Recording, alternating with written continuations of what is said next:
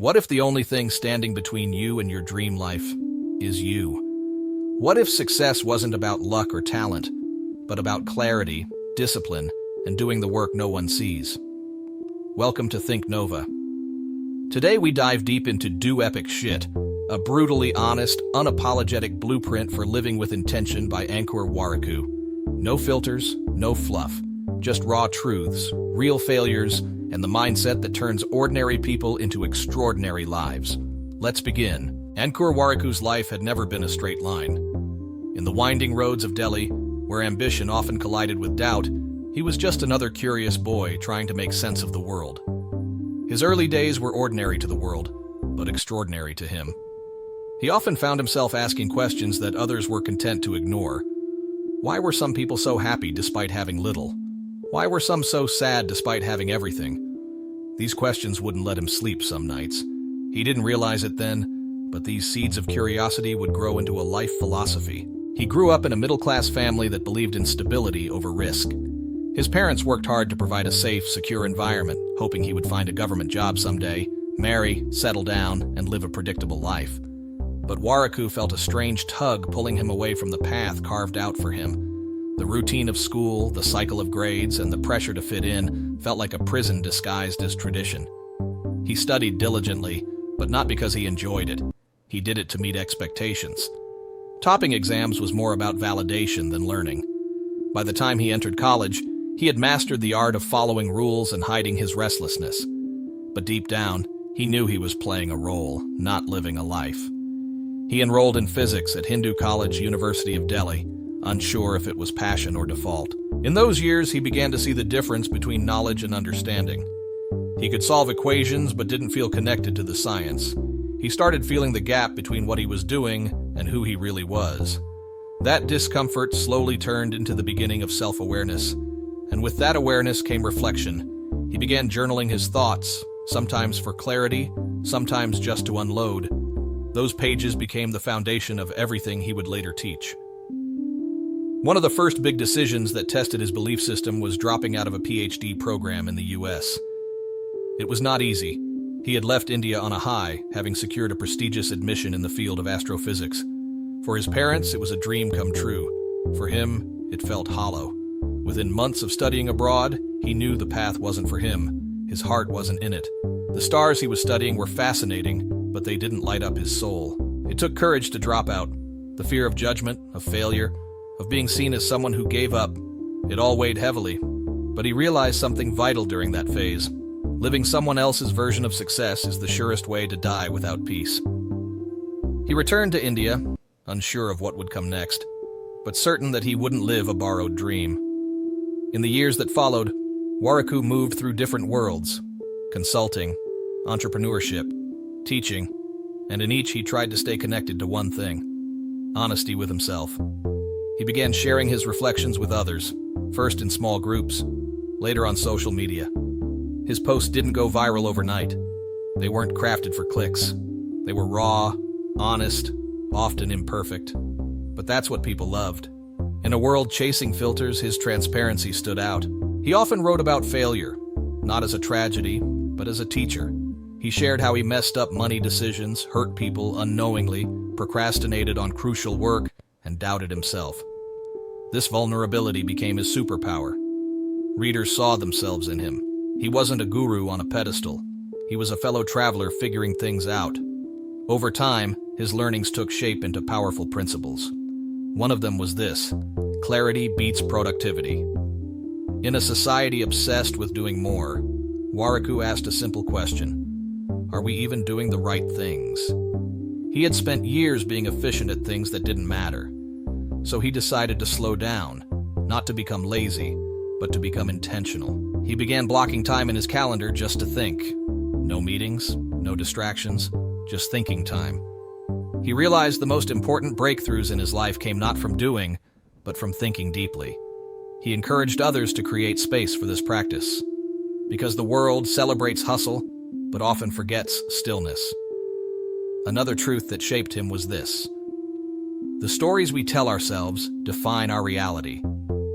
He had once believed he was not good enough to be a founder, that he was too academic, too shy, too uncertain. But those were just stories. He saw others with fewer resources, less experience, but more courage. They succeeded not because they knew more, but because they dared more. So he rewrote his stories. From "I'm not a risk taker" to "I am someone who learns from risk." From "I failed as a PhD student" to "I discovered what I truly didn't want." These reframes weren't delusions. They were honest upgrades to his self-concept. Slowly, he realized that success is not a one-time event, but a process of becoming self-aware every single day. He spoke frequently about money, not as a goal, but as a tool. He had earned a lot, lost a lot, and made peace with both. His biggest insight was that money reveals who you are. When you have little, you either become bitter or resourceful. When you have a lot, you either become arrogant or generous. He chose the latter, reminding himself that the size of his bank balance should never become the size of his self-worth. He often told people, "Your relationship with money mirrors your relationship with fear. If you hoard money, you probably live in fear. If you overspend to impress, you probably fear being unseen." He encouraged financial literacy, not through jargon, but through life lessons. He spoke of budgets as self-respect, of saving as discipline, of investing as long-term thinking. His audience, mostly in their 20s and 30s, found a guide they never had. He believed in writing down goals, but more importantly, writing down why those goals mattered. He once wrote that a goal without meaning is just a pressure. He didn't want people to chase success because society expected it. He wanted them to define success on their own terms. For some, it was money. For others, peace. For him, it was impact, helping others see their own potential. He became known for his clarity, not complexity. In his workshops, he often asked participants to list 5 things they truly cared about. Then he asked, "How much of your week do you spend on these?" Most realized they were busy being busy, not living meaningfully. That discomfort became the entry point to change. He shared stories of how he missed out on moments because he was glued to a screen. He told his audience that social media is a tool, not an identity. That likes don't define you. That comparison is a thief, wearing the mask of inspiration. He believed in conscious content consumption, not scrolling endlessly, but reading deliberately, not reacting, but reflecting. One of his most powerful habits was journaling. Every morning he wrote what he was grateful for, what he wanted to focus on, and what emotions he felt. This practice helped him become emotionally literate.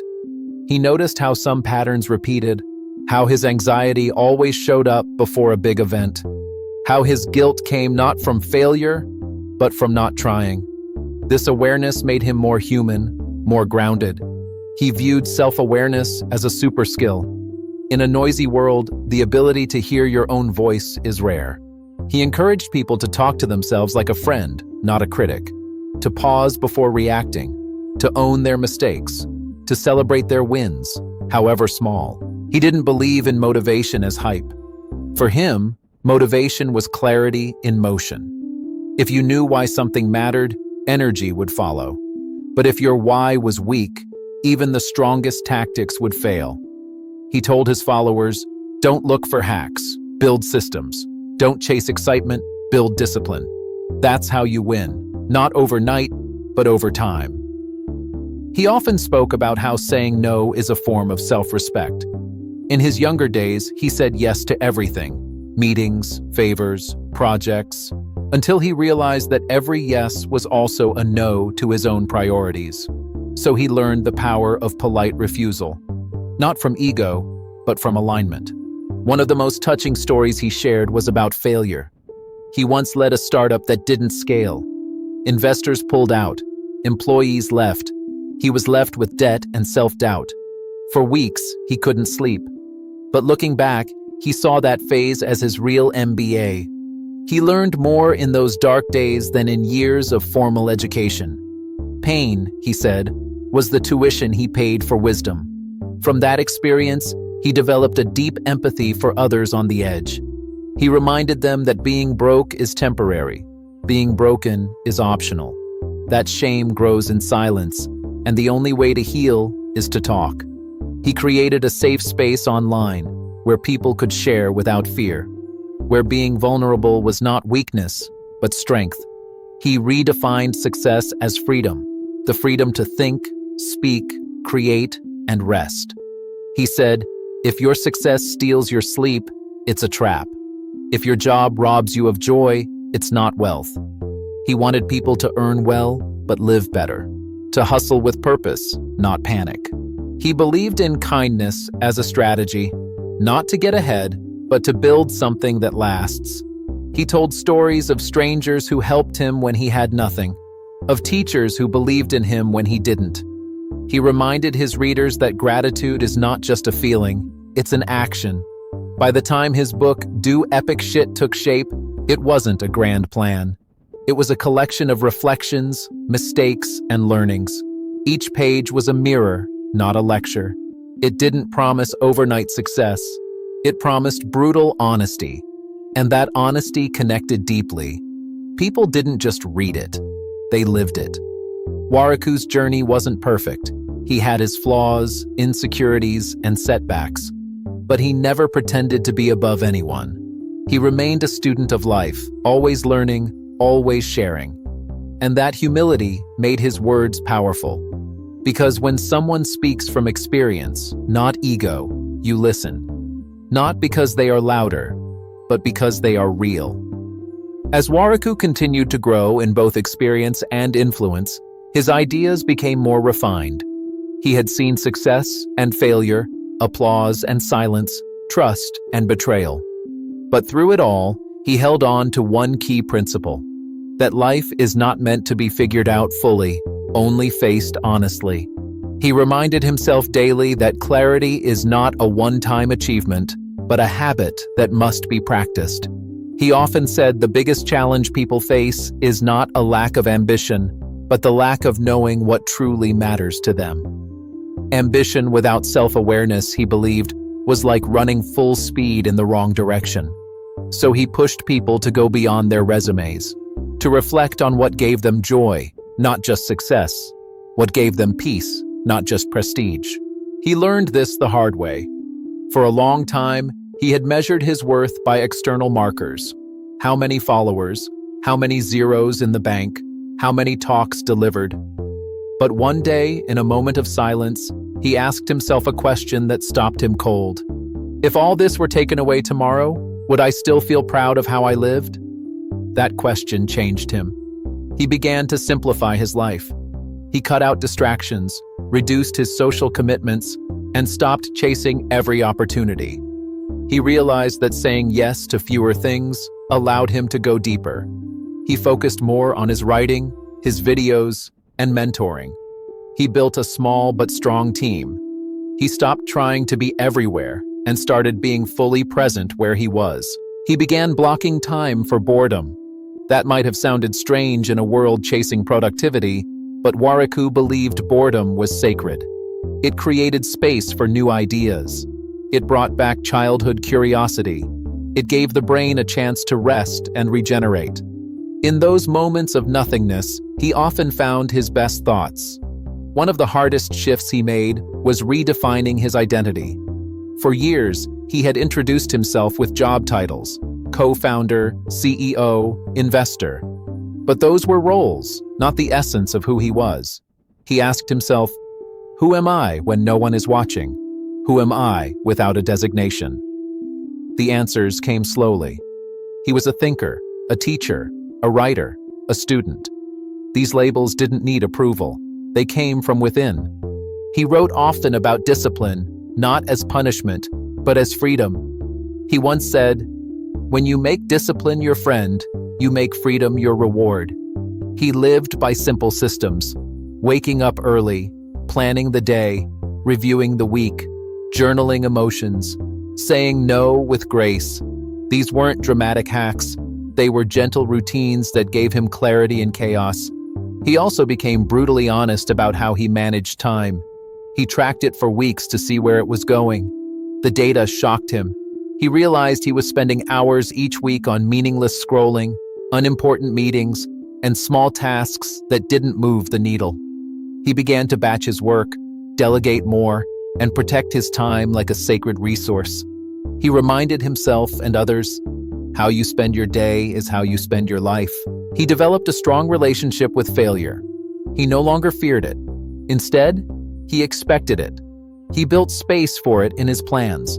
He called it the failure budget. Just like we allocate money for risks, he allocated emotional space for disappointment. That way, when things didn't go as planned, it didn't break him. It only taught him. He often encouraged young professionals to take one big risk every year. Not reckless risk, but thoughtful risk.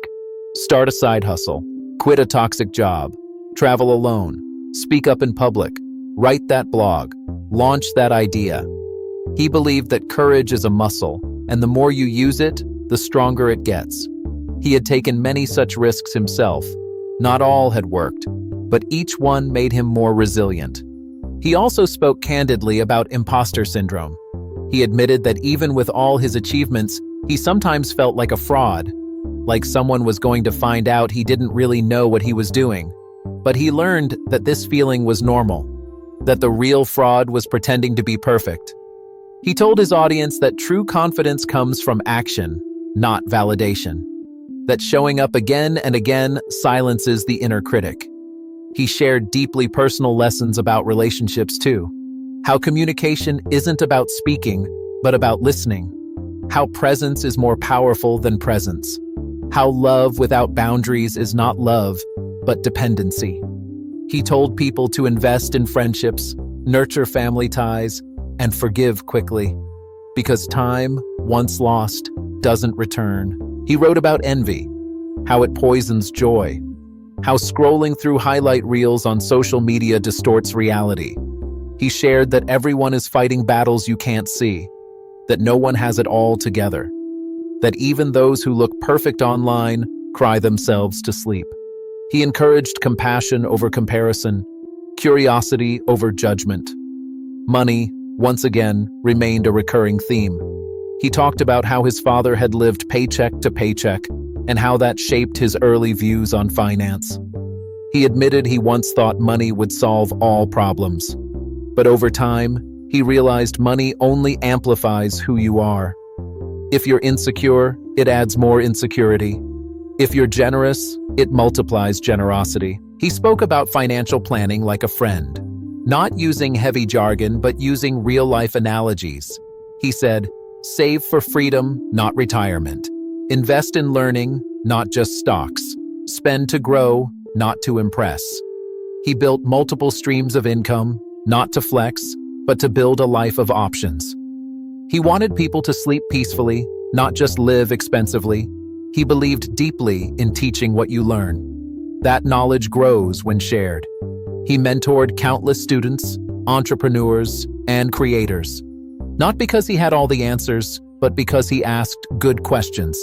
He gave people frameworks, not formulas, principles, not prescriptions. He didn't say, "Do what I do." He said, "Figure out what works for you." He documented everything, not because he wanted fame, but because he wanted clarity.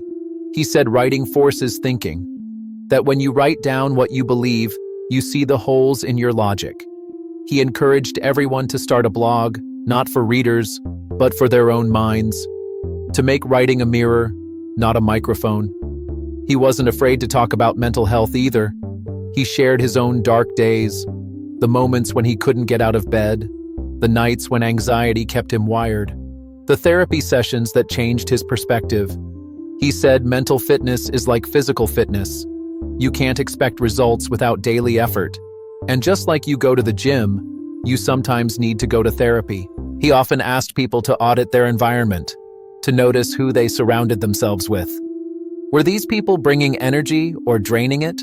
Were they pushing growth or feeding insecurity? He said, proximity is power, that your vibe is shaped by your tribe, and that sometimes the bravest thing you can do is walk away from people you once loved, but who no longer align with your values. He built routines around gratitude. Every night, he listed 3 things he was thankful for. Sometimes it was big, health, family, success. Sometimes small, a good coffee, a kind comment, a quiet evening. He believed that gratitude anchors you. It reminds you of what's enough, even when the world screams for more. He simplified decision-making. He created filters. If it's not a hell yes, it's a no.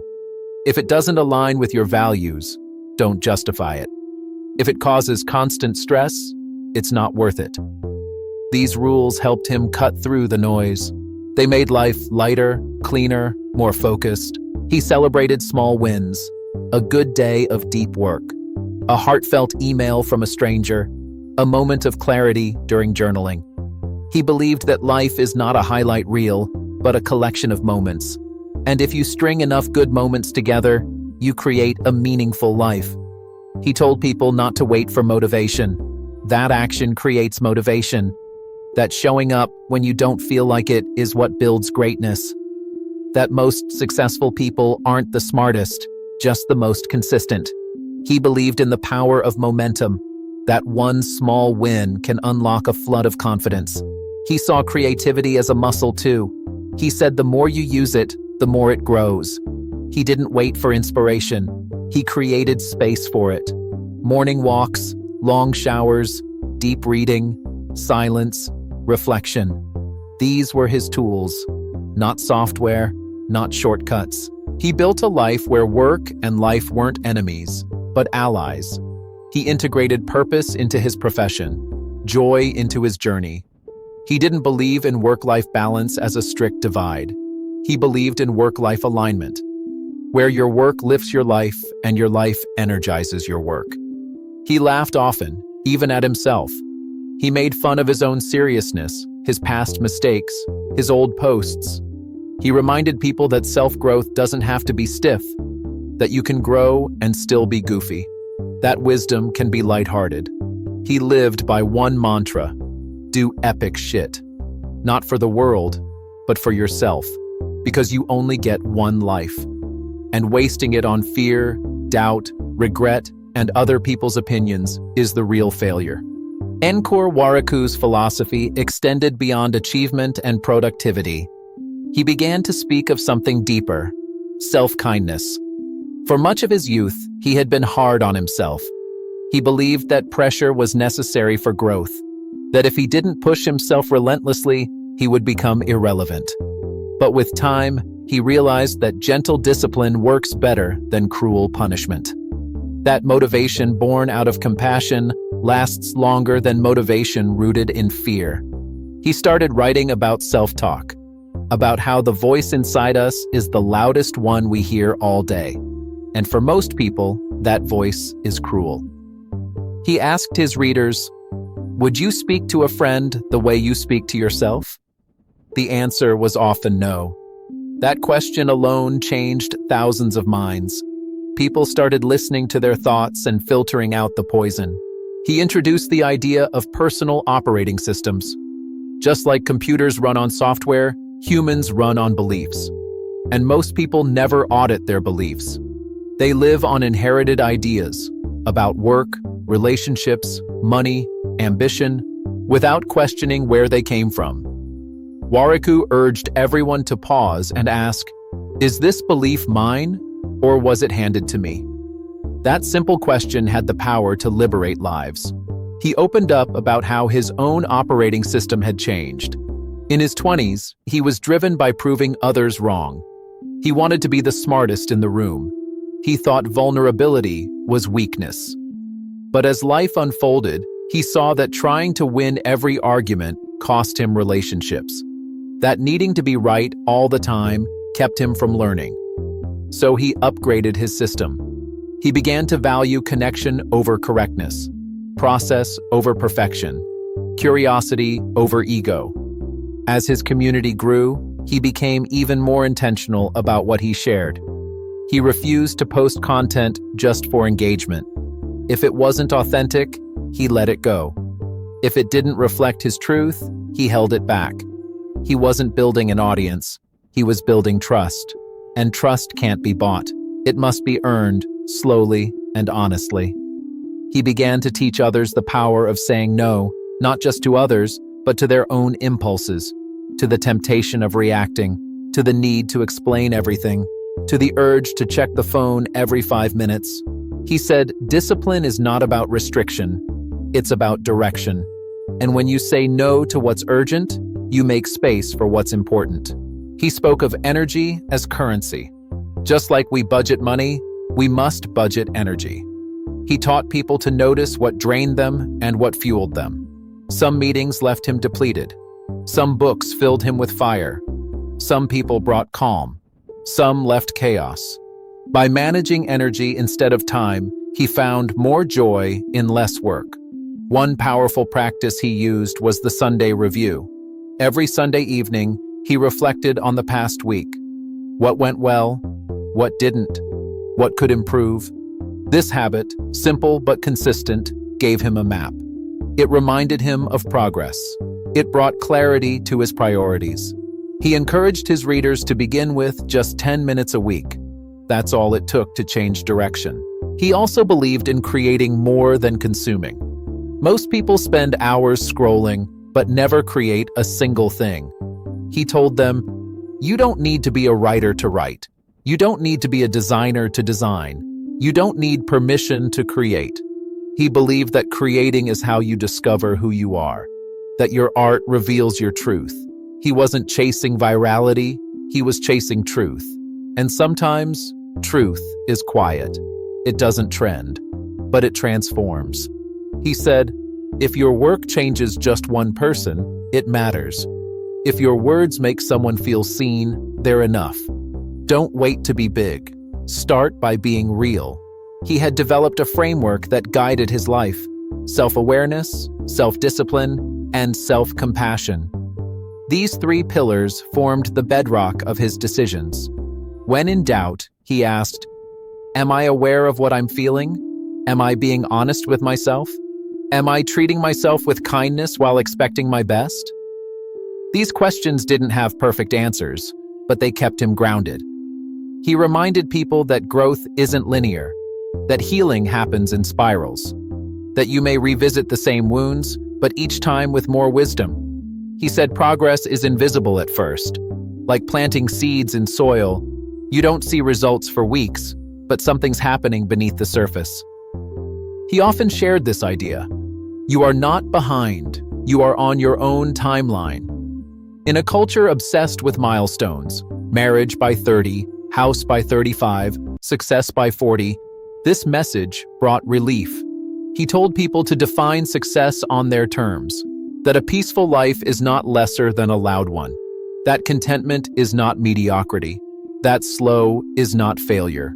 He wrote about comparison again and again. It was the silent thief of joy.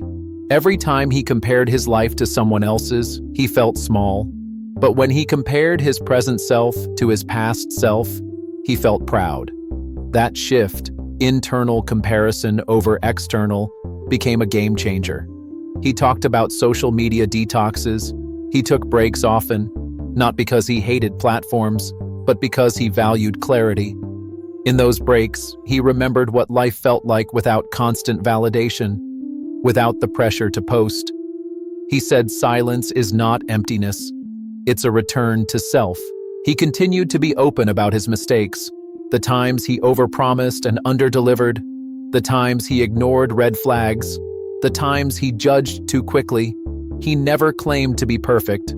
That's what made people trust him more. In a world full of polished images, his rawness felt real. He urged people to stop outsourcing their happiness.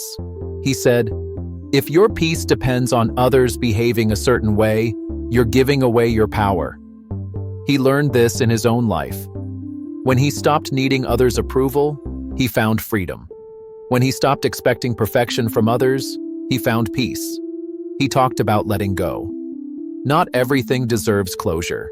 Not every fight needs to be won. Not every person needs to be understood. He said letting go is not about weakness. It's about choosing yourself, about choosing calm over control. He had a deep respect for routines. He didn't believe in strict schedules, but in flexible systems.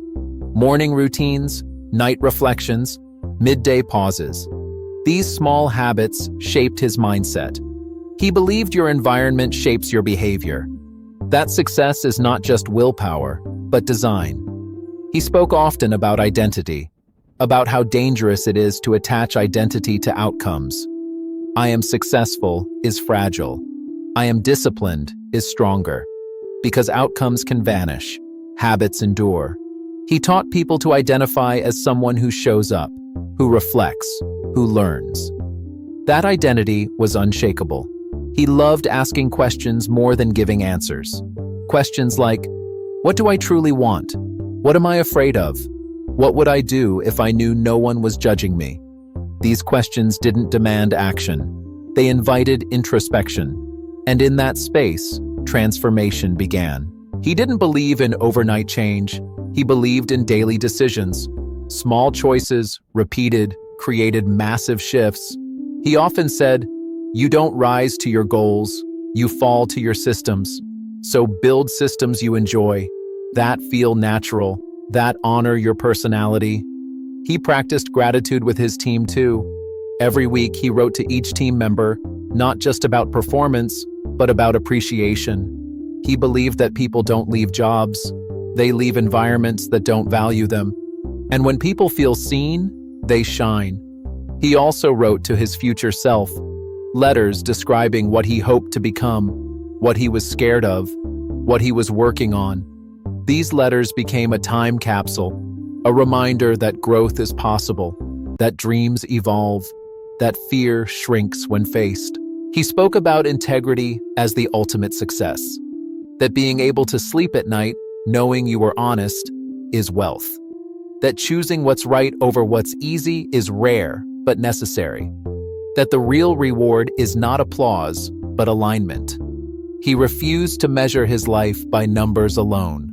Yes, numbers mattered. Revenue, followers, conversions. But they weren't the goal. The goal was resonance. Did someone feel less alone because of your work? Did someone take action? Did someone reflect? That was the real scoreboard. He often said, your past is not your prison, it's your classroom. He forgave himself for past decisions, for staying too long, for speaking too soon, for acting out of fear.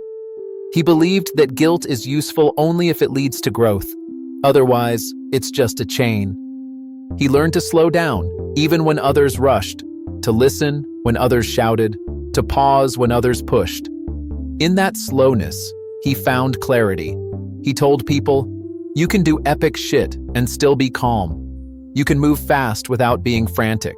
You can be ambitious and kind. His message was clear. Life is short. Don't waste it living someone else's script. Don't let fear write your story. Don't let failure stop your chapters. You have one shot. Make it epic. As Ankur Warikoo reached a stage in life where most chase legacy, he chased alignment. He no longer wanted to be known for how much he did, but for how honestly he lived. The spotlight was never his destination. What mattered more was how well he had stayed true to his values when no one was watching. He had begun to realize that living a good life isn't about having everything, but about choosing well from what's available. He often said, don't try to do everything, try to do the right things. This wasn't a message about minimalism. It was a message about focus, about cutting through distractions and understanding that every yes carries a cost. That energy, time, and attention are non-renewable. That clarity is power. He had made peace with the fact that not everyone would understand his choices, that people would judge, doubt, and disagree. But he no longer lived for their approval. He lived for his own peace. He learned that internal peace is not something you stumble into.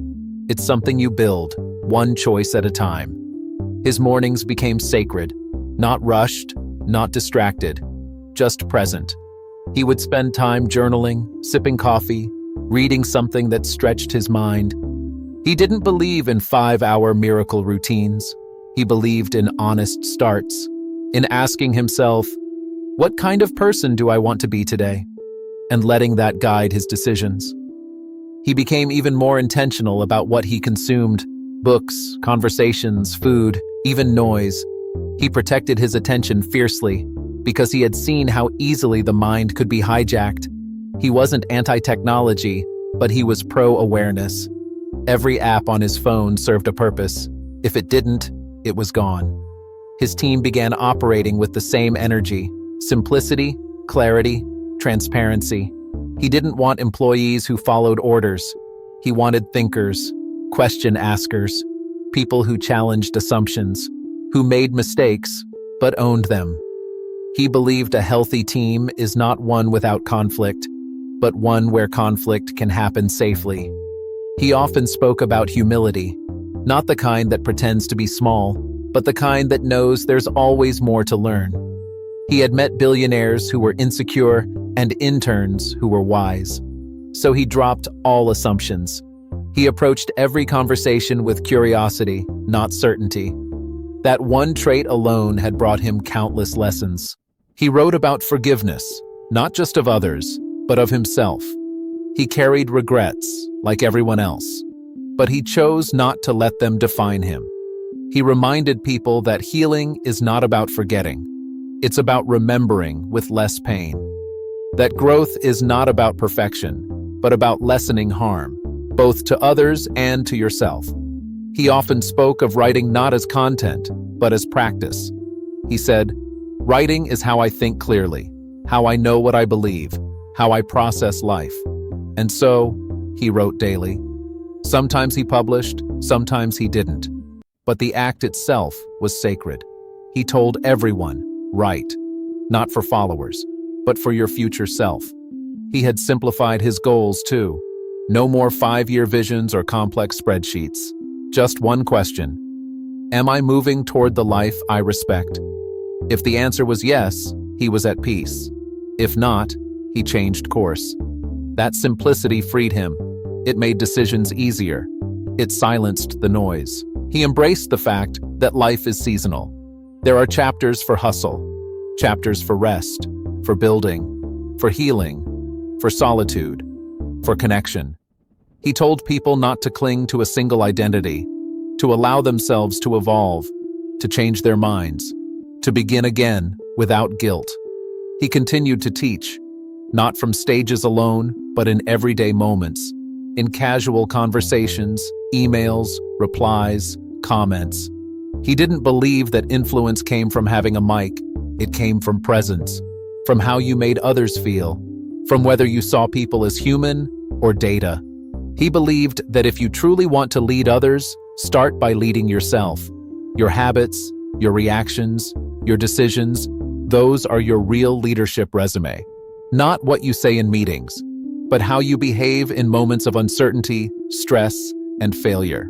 He reminded his readers and listeners again and again, epic doesn't mean grand. It means meaningful. To feed your family with honesty is epic. To support a friend through grief is epic. To build something that helps one person is epic. You don't need viral content. You need personal truth. He challenged the idea of permanent decisions. He said, it's okay to pivot, to quit, to evolve. Staying stuck in a choice just because you once made it is not strength. It's fear. He gave people permission to change, to drop titles, to try new roles, to start again at 40 or 60, or whenever they felt the pull.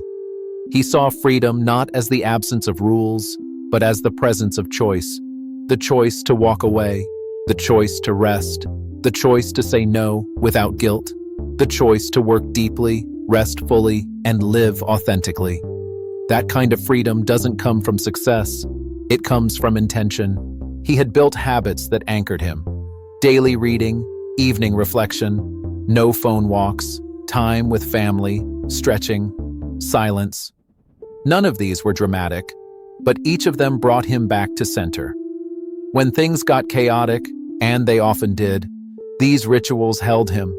He told people that burnout isn't always about doing too much.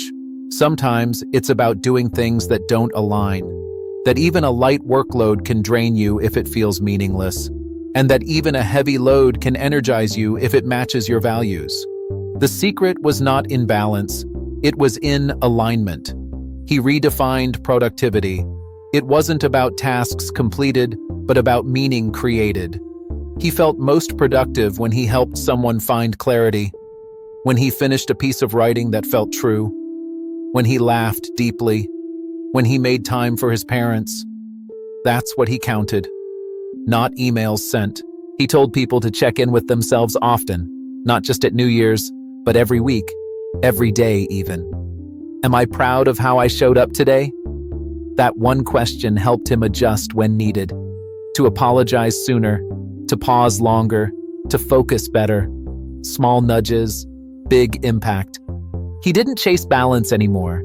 He chased presence. He knew that if he was present where he stood, he didn't need to be everywhere. That one meaningful conversation was better than 10 rushed ones. That one deep hour of work was better than 10 distracted hours. He had realized that no one is thinking about you as much as you think they are.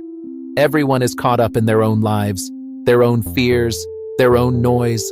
So live, try, fail, speak, dance, launch, laugh. You are not being watched as much as you think. You are freer than you believe. He spoke about mortality, not to scare, but to remind that all of this ends, that one day your name will be whispered in the past tense. So live in a way that brings peace, not applause. That makes you smile when you're alone, not just when others clap. He told people, live as if your future self is watching. Would they thank you? Would they smile at your courage? Would they be proud of how you handled this day, this pain, this joy? That vision of the future helped him live better today. He saw mentorship not as hierarchy, but as conversation. He told people to teach others what they've learned, no matter how small. That the path you walked yesterday is someone else's struggle today. Share, not to impress, but to help. He ended most of his talks and writings with simple reminders that you matter, that your story matters, that your efforts, though invisible, are not wasted, that growth is slow and beautiful and hard and worth it.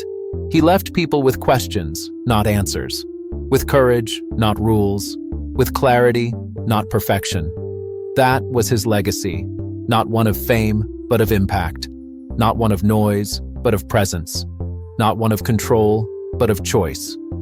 And so, every morning, every post, every book, every word carried the same heartbeat, a message whispered through a million forms, a call to action not for the world, but for the soul. Do what lights you up. Do what aligns with your values. Do what brings clarity to your chaos. Do what is yours to do. Do epic shit. You don't need a perfect plan. You just need to begin with courage, with clarity, and with the audacity to be real.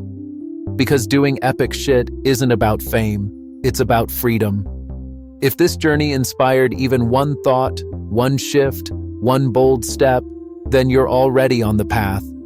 This is Thinknova, where thoughts ignite action. Like, share, and subscribe for more stories that move your mind and shape your life. Until next time, stay bold, stay real, do epic shit.